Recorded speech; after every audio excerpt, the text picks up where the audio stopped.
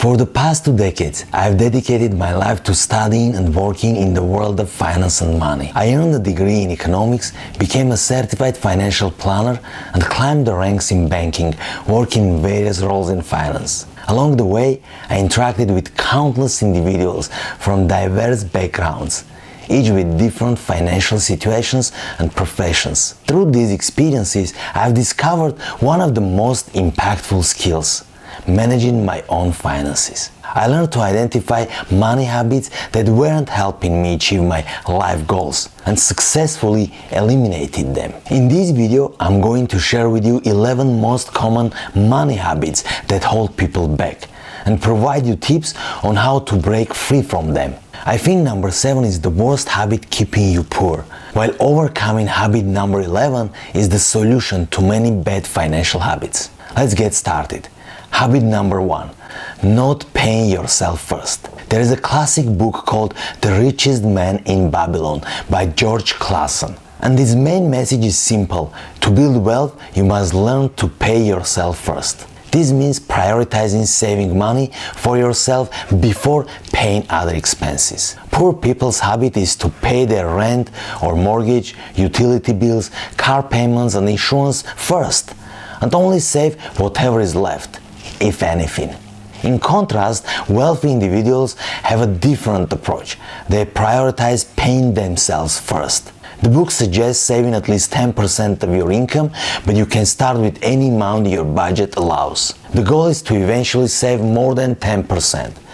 The key here is to transfer money to your savings as soon as your paycheck arrives, before paying bills. One important tip: you can make this process automatic so that you don't have to think about it every time.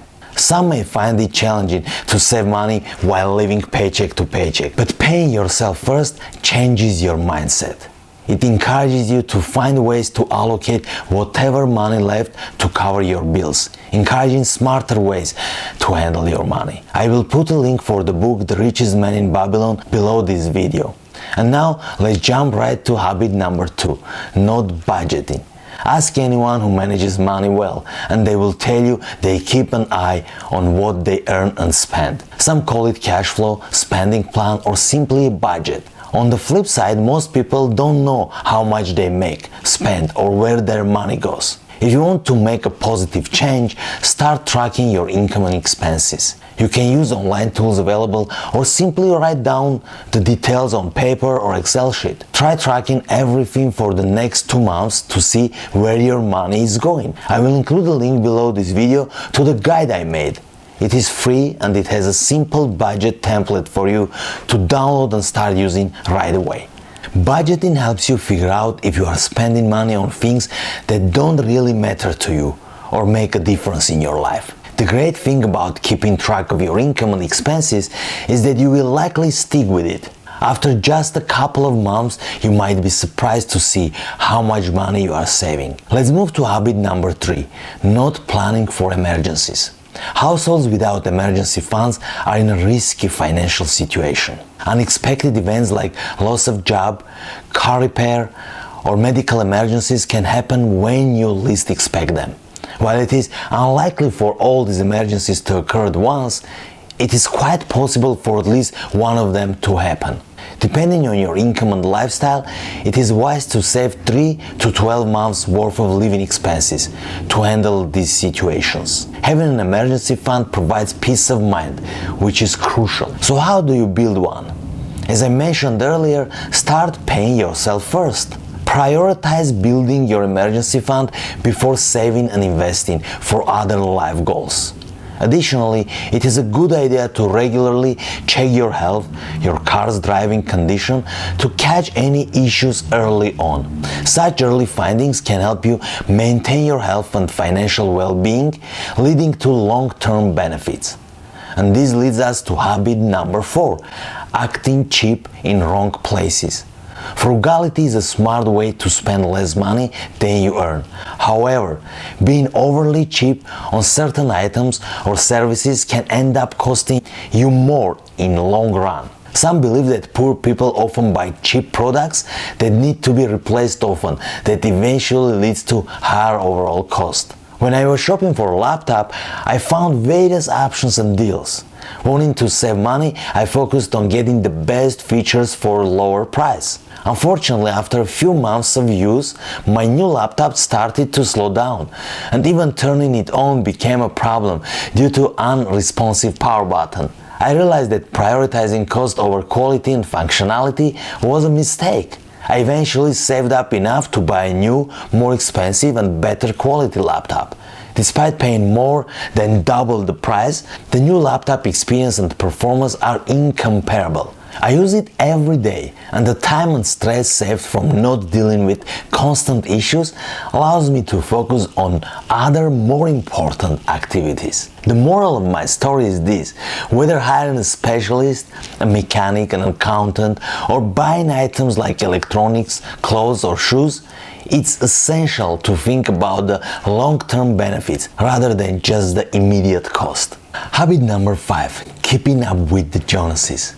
We humans are naturally inclined to compare ourselves with others and try to keep up with the Jonases. The sad part is that someone trying to do so often takes on more and more debt. In reality, we don't even know the debt situation of Jonases, our neighbors or friends we admire. These people might have a new fancy car or a huge house, leading us to automatically assume they are better off. As a result, we rush to buy the same or similar things to catch up.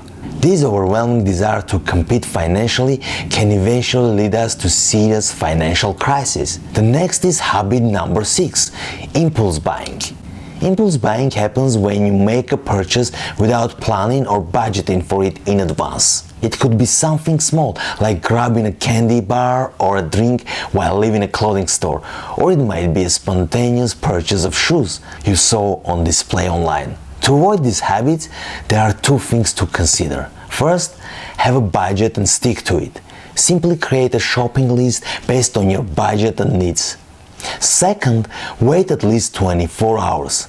Better yet, I would suggest waiting 3 days before making your final decision to buy the item or not. In most cases, you will find that these extra shoes or bigger TV might not seem as necessary or beneficial after this waiting period. Resisting the temptation to buy impulsively and sticking within your budget is key to financial success. Now I have a question for you. What other tips would you add? Type your answer in the comments below and let's help others as well to break free from these bad money habits. As you have watched this video this far, you are already ahead of many people. This reflects your commitment and determination to improve your finances, hence your life. However, I would like to remind you that success takes time. There are no overnight solutions. If you stick till the end, I will reveal the last habit that once conquered, it unlocks the solution to all your other habits. So stay tuned for that. And if you like this video, give thumbs up, share it with your family and friends who you think will benefit from it as well. Now let's move on to the next habit, which in my opinion is one of the worst habits leading to financial crisis. Habit number 7, ignoring credit card debts by making only the minimum payments. Credit card debts can pile up rapidly. If you are always falling behind on your bills or your expenses always exceed your income, chances are that you have debt. And one of the worst debt is the credit card debt, as it usually has high interest rate. Take a look at your credit card statement and you'll notice it could take years, if not decades, to pay off the debt if you only make the minimum monthly payments. Plus, you'll end up paying a huge amount in interest over that time. Consider this: the interest added to the new dress or TV you purchased with your credit card will end up costing you double the original price. In the free guide linked below this video, I explain the most cost-efficient way to eliminate debt ASAP, especially those with high interest. This is a guaranteed way to free up cash in your budget,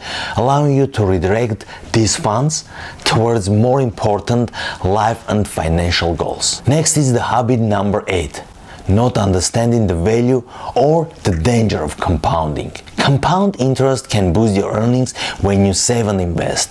It means you not only earn interest on your initial amount, but also on the money you have already earned, helping your funds grow faster.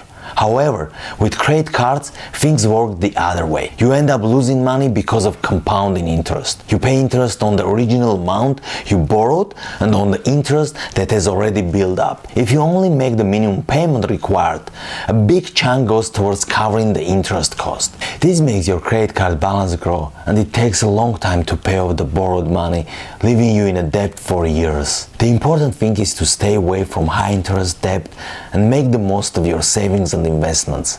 Time is crucial in the world of compounding. Over a long period, compounding interest works its magic on the money you responsibly invested. And this brings us to habit number 9. Not starting to save and invest sooner. The saying goes, the best time to invest was 20 years ago, and the second best time is now. When you grasp the idea of compounding, you will want to start using it as soon as possible, and timing is crucial. One important point, saving and investing are different. Let me explain. Putting money into savings account often doesn't earn enough interest to keep up with rising prices, also known as inflation. Inflation is when cost of goods and services goes up. On the other hand, responsible investing, like in low-cost and well-diversified index funds, ETFs, real estate, or other well-researched investments, has more growth potential than saving in a bank. Diversified and low-cost investments are the smart choice. During my working years at a bank, I noticed many people keep too much money in their savings accounts instead of investing. It was clear they missed out on opportunities for their money to grow. Over time, they could have doubled or even tripled their account balances. My point is, as you accumulate savings, it is crucial to make investing a priority. I understand there are common reasons for not investing, such as lack of time, insufficient funds, or not knowing where to start, or it is risky and not trying to learn, which is the final habit we'll discuss shortly. So stay tuned for that. But for this habit, the longer you wait until starting investing, the harder it is to catch up with those who began earlier. They simply had more time for compounding to work its magic and grow their money. The sad part is, if you don't invest, you're essentially working hard to make others rich by spending all your money on the things and services they sell. Now that you understand the importance of starting to save and invest as soon as possible, one pro tip: remember to automate it. This means you won't even have to think about transferring money every time. It makes the process simpler and more efficient. And while there are ways to grow money tax-free or tax-deferred, paying taxes sometimes is inevitable. Knowing how to minimize taxes legally and intelligently is the key, leading me to the next habit. Habit number 10, not paying attention to taxes. Taxes represent a significant portion of our expenses, and many people pay them without exploring legal ways to pay less. The wealthy are aware of tax advantages, or they hire professionals to help them to legally minimize their tax liability. For example, investing in a 401k, Roth IRA, or using a health savings account or HSA provides specific tax benefits. With an HSA, contributions and withdrawals are tax-free, and the money grows without being taxed, resulting in triple tax savings. For business owners, separating personal and business expenses is a simple strategy that allows for business deductions, leading to pay less taxes on business income. Now, habit number 11, stop learning and growing. As I mentioned, overcoming this is the solution to many bad financial habits. There is one habit almost all successful people have in common.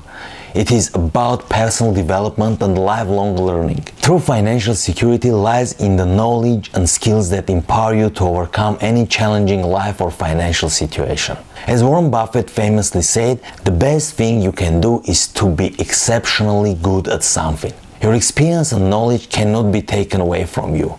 Investing in yourself is the best course of action, and you are currently doing so by watching this video until the end. Thank you so much for checking it out. If you enjoyed it, give it a thumbs up, share it with your family and friends, and don't forget to subscribe to my channel. If you haven't downloaded my free guide to jumpstart your investing and building wealth, it is available totally free, and I will leave the link in the description below. See you in my next video.